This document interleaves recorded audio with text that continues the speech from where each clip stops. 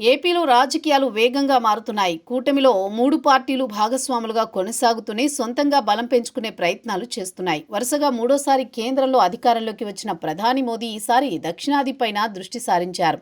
2 తెలుగు రాష్ట్రాల్లోనూ కొత్త వ్యూహాలు అమలు చేస్తున్నారు. అందులో భాగంగా తాజాగా తెలుగు వ్యక్తికి పార్టీ జాతీయ అధ్యక్ష పదవిచ్చే ఆలోచన చేస్తున్నట్లు విశ్వసనీయ సమాచారం. మరోవైపు ఏపీ బీజేపీ అధ్యక్షురాలు పురంధేశ్వరి పదవి విషయంలోనూ ఓ నిర్ణయానికి వచ్చినట్టు సమాచారం. ప్రధాని మోదీ మిషన్ 2029 ప్రారంభించారు.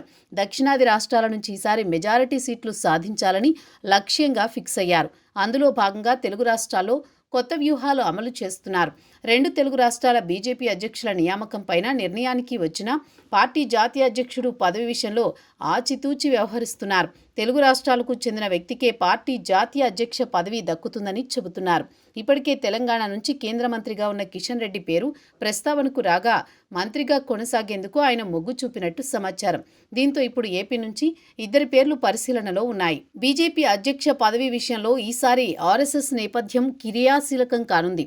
పార్టీ అధ్యక్ష పదవి విషయంలో మహిళలకు ఇవ్వాలనే ఆలోచన సైతం చర్చకు వచ్చినట్టు సమాచారం. అయితే మహిళకు బీజేపీ పగ్గాలు దక్కుతాయా లేదా అనే చర్చ పార్టీలో కొనసాగుతోంది. ఇప్పుడు ఈ అంశమే ఢిల్లీ కేంద్రంగా సంచలనంగా మారింది. ఇదే అంశంలో జాతీయ అధ్యక్షుడితో పాటు లోక్సభలో డిప్యూటీ స్పీకర్ పదవిపైన నిర్ణయం తీసుకోవాల్సి ఉంది.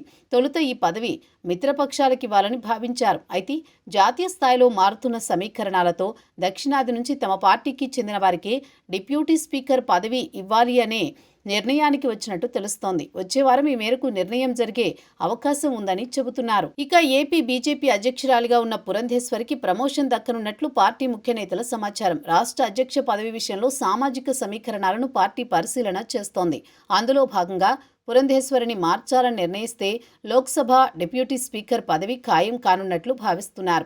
హిందీ, ఇంగ్లీష్ భాషల్లో ప్రావీణ్యం, పార్లమెంటు వ్యవహారాలపైన ఉన్న అనుభవంతో పురంధేశ్వరికి డిప్యూటీ స్పీకర్ పదవి ఇస్తారని ఢిల్లీ ముఖ్య నేతల్లో తాజాగా చర్చ మొదలైంది.